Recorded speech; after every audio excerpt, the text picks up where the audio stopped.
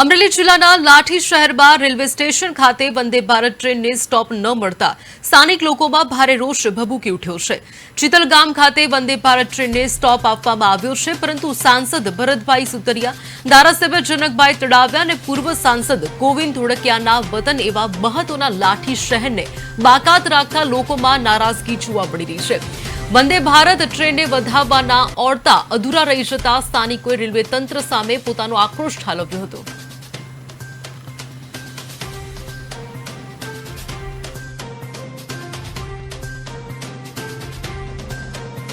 લાઠી ખાતે railway station ઉપર Vande Bharat train છે શરૂ કરવામાં આવી છે અમદાવાદથી લઈને વેરાવળ સુધી।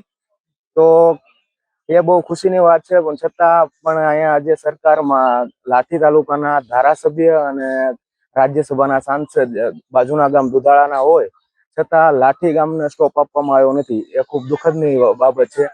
તો જાહેર જનતા જો સરકારશ્રીને એક વિનંતી કરવામાં આવે છે કે બને તેટલું જલ્દી લાઠીને સ્ટોપ આપવામાં। હું તમને એટલું કહેવા જઈ રહી છું કે લાઠીમાં ખૂબ સારી વાત છે કે વંદે ભારત અહીંથી નીકળી રહી છે, પણ દુઃખની બાબત એ છે કે અહીંના લોક સંસદ સભ્યો, ઉદ્યોગપતિઓ હોવા છતાં અહીંયા સ્ટોપ નથી। તો સરકારને મારી એટલી વિનંતી છે કે વહેલી તકે અહીંયા સ્ટોપ